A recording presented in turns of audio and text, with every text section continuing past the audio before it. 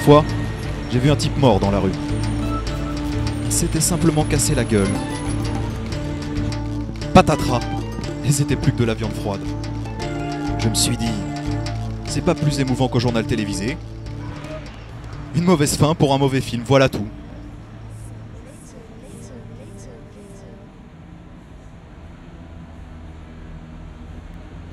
On l'a retourné. Tout son visage était barbouillé de sang, comme de la peinture.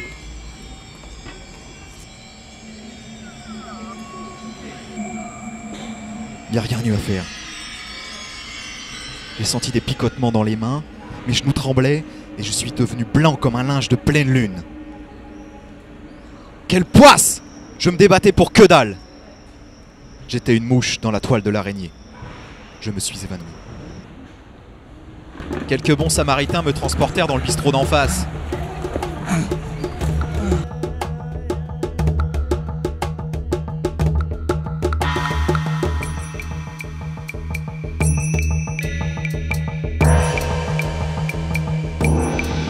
Et puis ce fut le réveil à grands coups de tarte dans la gueule.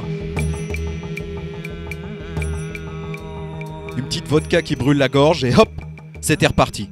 Autour de moi, tous ces visages rougeaux et ces bouches grimaçantes me demandant « Ça va? Ça va ?» Toutes ces bonnes intentions préprogrammées, cet humanisme de comptoir, ça puait la merde. Je les aurais tués.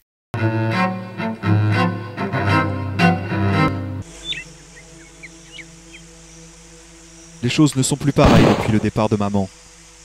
Je réalise maintenant ce qu'elle voulait dire lorsqu'elle me répétait qu'il fallait que je fasse quelque chose de ma vie, que je devienne quelqu'un. La mort se rapproche un peu plus chaque jour, et pas une seconde sans que ce monde décadent ne m'apporte son lot de contrariétés mesquines, de faux progrès et de menteurs patentés prêts à sauver l'univers tout entier. Alors, j'ai choisi mon parti. J'irai à contre-courant de cette réalité incertaine. Je serai un esthète de la noirceur, le créateur morbide.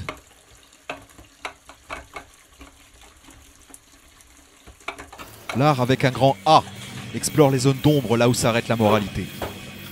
J'ai donc décidé de faire du meurtre mon grand œuvre. Mais pas une esquisse vulgaire pour des motifs crapuleux tels que l'argent ou le pouvoir. Non.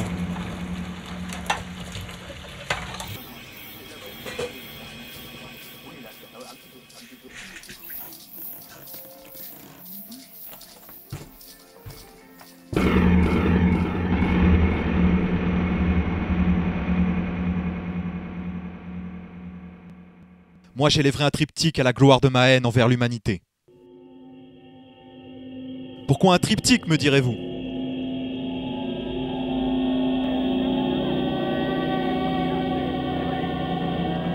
Simplement parce que je n'ai que 3 balles dans mon revolver. Mais cela me suffira, car comme disait maman, il vaut mieux une petite travailleuse qu'une grosse paresseuse. Et elle savait de quoi elle parlait, cette putain. Avant de commencer une œuvre pareille, on ne réalise pas la préparation que cela implique. L'arme étant acquise, voici la moitié du travail accompli, se dirait l'amateur. Et c'est là qu'il se trompe. Le plus important étant de choisir avec une précision infinitésimale le lieu et l'heure du crime. Et surtout, d'avoir beaucoup répété la scène. Vous imaginez Stanley Kubrick laissant la part belle au hasard ou à la bonne volonté de ses acteurs? Non, sérieusement, c'est impensable. Tout doit être parfait. Quant au choix de la victime, bien que secondaire, il mérite une attention particulière. Il serait si facile d'être catalogué anarchiste militant, ou pire, voyou à la petite semaine, ce qui irait totalement à l'encontre de notre projet. Il ne s'agit pas de commettre un meurtre pour un motif précis, mais de créer une œuvre esthétique célébrant notre inhumanité volontaire. Ce qui nous propulsera au firmament des anti-héros, le Néron des temps modernes.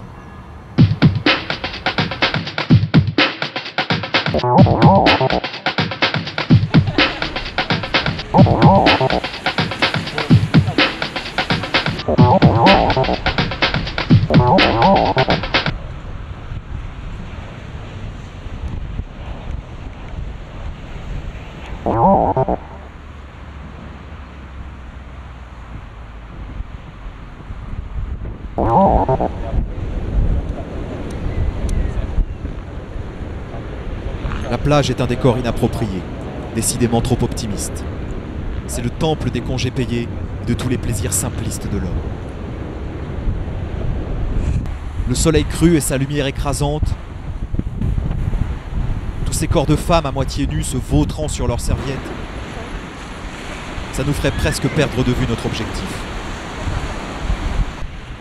À moins d'être un requin, ce n'est sûrement pas un bon endroit pour tuer.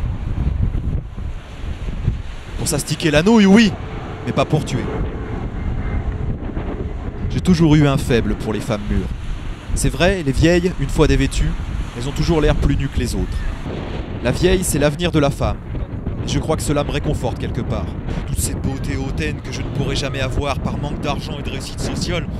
Toutes ces belles salopes sont vouées inexorablement à se transformer en antichamps de la décrépitude et de la pourriture.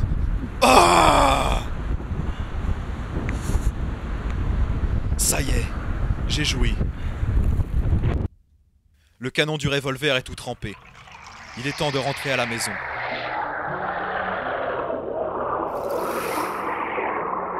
Et puis avec les femmes, on est toujours perdant. Même quand la chasse est bonne. D'accord, on leur grimpe dessus et naïvement on pénètre l'œil du cyclone avec délice. Mais elles ne mettent jamais longtemps pour vous dévorer le bas-ventre. Elles ramollissent votre virilité et en plus on les remercie généreusement. Je le sais bien, c'est ce que maman a fait tant qu'elle a pu.